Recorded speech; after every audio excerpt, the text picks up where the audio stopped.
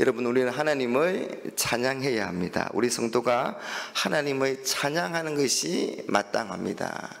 이사야 43장 22절에 이 백성은 내가 나를 위하여 지었나니 나를 찬송하게 하려 함이니라, 그렇게 말씀합니다.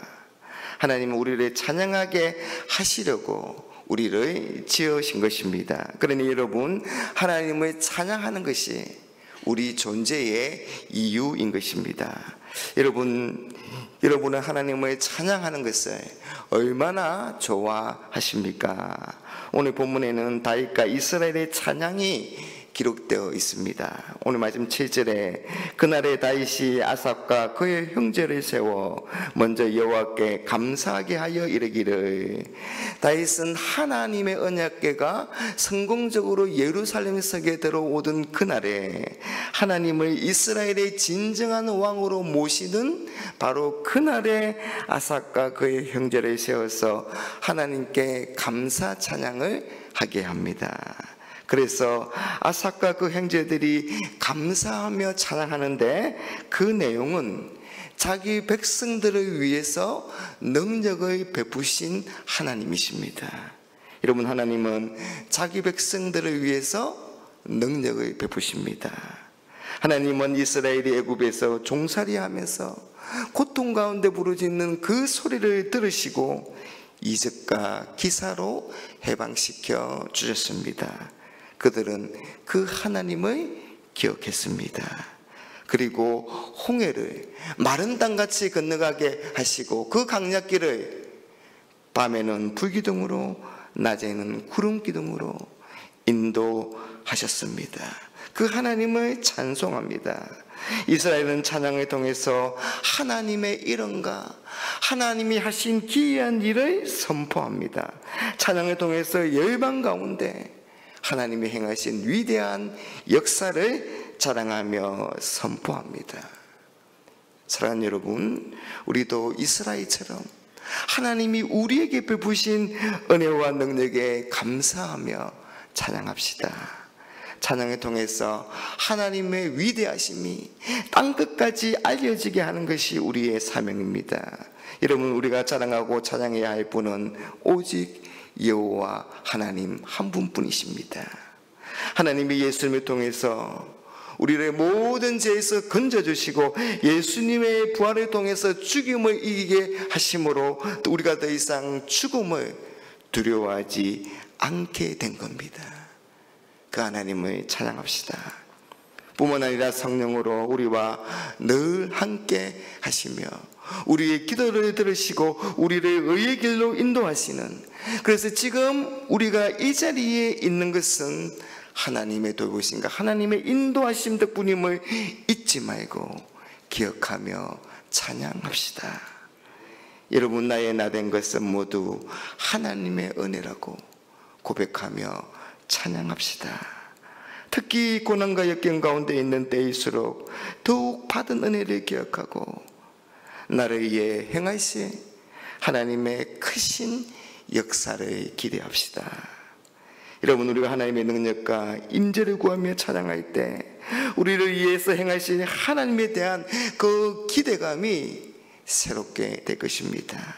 하나님의 은혜 가운데 우리가 온전히 거하게 될 것입니다. 여러분, 하나님은 하나님의 마음과 뜻과 힘을 다해서 하나님을 찬양하는 그는 우리와 함께 하시며 그 모든 행사를 형통하게 하십니다.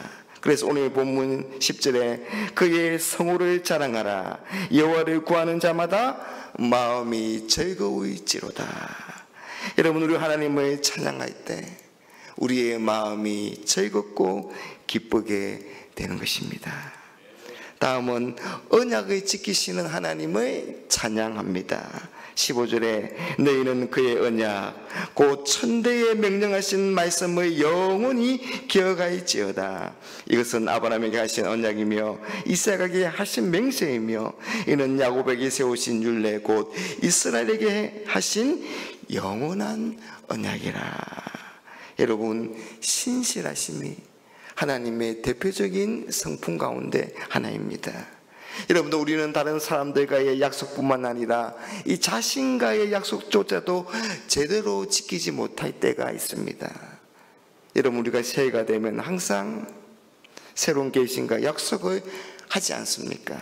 그런데 연초에 세운 그 결심과 약속을 지금 8개월이 지난 지금에 완벽하게 지키고 있는 사람이 과연 얼마나 되겠습니까? 그러나 하나님은 하신 말씀에 변개함이 없으십니다. 반드시 말씀을 이루시는 신실한 분이십니다. 하나님은 사람이 아니시니 거짓말을 하지 않으시고 인생이 아니시니 후회가 없으시도다. 어찌 그 말씀하신 바를 행하지 않으시며 하신 말씀을 실행하지 않으시랴. 이런 우리 성도가 누리는 복은 하나님이 세우신 언약과 하나님이 그 언약을 이루시는 것을 통해 받는 것입니다. 여러분, 아브라함, 이삭, 야곱 이 믿음의 조상들도 때때로 나그네 생활을 했지만 하나님의 언약을 기억하고 그 언약 중심으로 살아가면서 하늘의 복을 받았습니다. 여러분, 70년에 걸친 바벨론 포로 생활로 이스라엘은 낙심하고 좌절할 수밖에 없었지만 그들에게 아직 남아있는 것이 있었는데 그것이 바로 하나님의 언약이었습니다. 그 언약에 따라 이스라엘이 회복된 것입니다. 하나님은 언약에 신실하시며 그 언약의 성취는 전적인 하나님의 은혜인 것입니다. 여러분 히브리어로 이 언약이 이 베리트인데요, 이것은 매다, 묶다라는 그런 뜻입니다. 여러분, 언약을 통해서 우리는 하나님과 끊을 수 없는 사랑의 관계로 묶어진 것입니다. 여러분, 능력과 권능의 하나님이 나와 아무런 상관이 없다면 그게 무슨 소용이 있겠습니까? 그런데 하나님의 언약으로 그 하나님이 나의 하나님, 우리의 하나님이 되신 것입니다. 14절에 그는 여호와 우리 하나님이시라. 그러니 여러분, 하나님의 언약이 우리의 영원한 소망인 것입니다. 그 언약의 하나님을 찬양합시다. 여러분, 찬양은 하나님께 드려지는 것입니다.